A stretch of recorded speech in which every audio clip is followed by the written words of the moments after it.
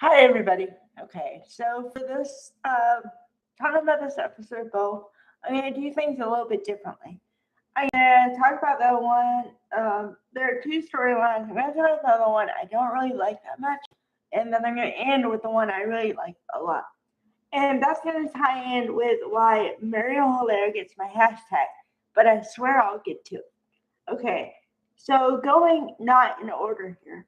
Um, Okay, so we have the scene with Kumaro and uh, uh, oh boy, hold on,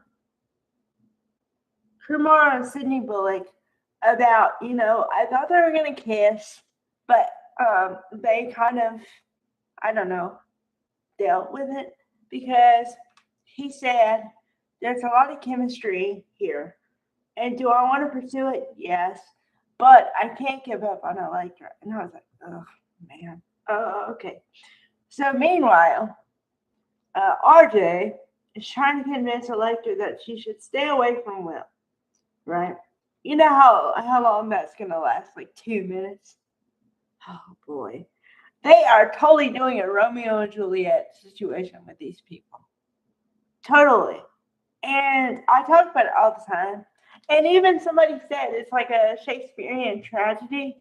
And then somebody said, yes, it is. So I'm on the money here. Okay. But for anybody who did not read Shakespeare in high school, you missed out. Secondly, um, Romeo and Juliet is a tragedy because these two teenagers ended up unaliving themselves because they wanted to be together. Okay, so this is not the kind of thing that you want to emulate here. Just FYI.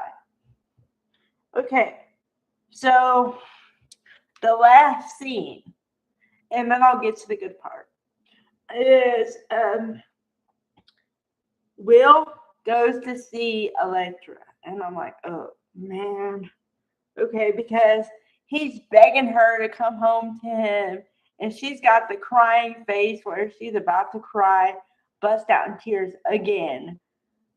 These people get on my last nerve. I like Will, I like Kumaro, but Electra could be out. I can't take that shit. Okay, so on to the storyline that I really like because it really pulled at my heartstrings and they didn't finish it up, but they did get to the continuation. But it makes sense. Okay, because yesterday, if you missed yesterday's episode of Bold and the Beautiful, boy, did you miss a lot here. Okay, but I'm gonna try to break it down for you as much as I can. The main event was um, Daphne found out that she cannot have kids, biological kids. Okay, because her systems aren't working the way they're supposed to. Okay. Okay. So how does this coincide with everything? You have to remember Carter, the wonderful Lawrence Baker, was not at the doctor's appointment with her. Remember that. Okay. So he doesn't know what she knows yet. Because he's trying to he tried to call her and find out, but apparently she didn't answer, so he doesn't know. So all he knows is that she went to the doctor to find out whatever, but he doesn't know what the results are. Okay, so here he is trying to have faith and be optimistic, and Daphne just found out some life altering news. Luckily, her best friend Steffi was there, and she could kind of help her try to be more positive. But I don't know how you can be more positive when you just found out that you can't have a child, and all you want is a child, and also your husband, who you just married. Um, Now you have to break it to him that you can't have biological kids. And like she said, some guys, I don't think Carter's gonna say this, but some guys would feel like the woman is broken or something, you know, and may not be happy with the fact that they can't have their own kids. So I feel bad for her. And when she cried, I almost cried again. because, man, that means how Murielle Hillaire is selling it. Okay? Yeah.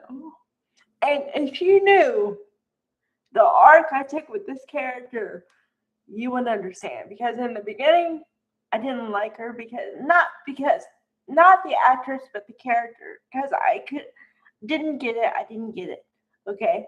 But then I was like, okay, we'll give her another shot. Now I'm in her corner, man. I'm like, oh, poor woman.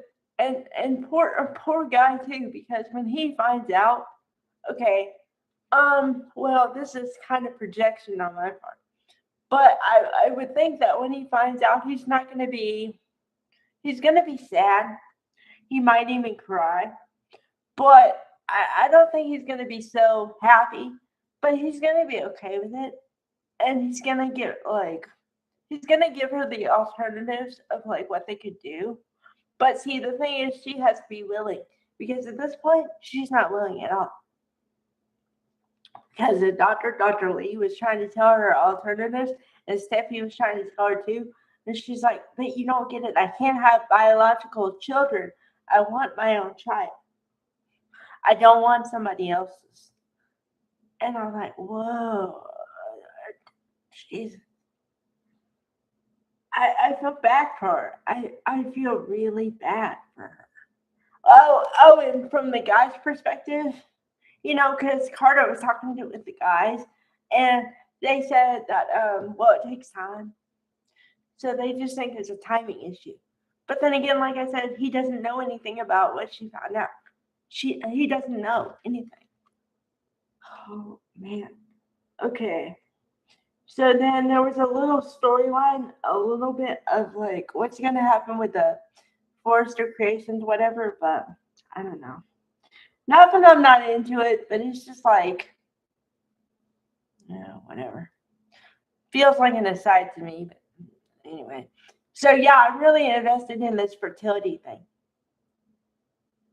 I really want to know what happens with them now. So, yeah. Man, that chick, Murielle Hillaire, is awesome. Dude, when you can make me cry, you've done it. Because, okay, like I always say, on the page, yes. But the actor or actress has to do it and give it justice. And boy, she better be up for an Emmy nom next year. That's all I'm saying. She better. She get to have these two scenes, and it'd be a shoe-in. If any of the voters or whatever are women, shoe-in. All right. Bye, everybody.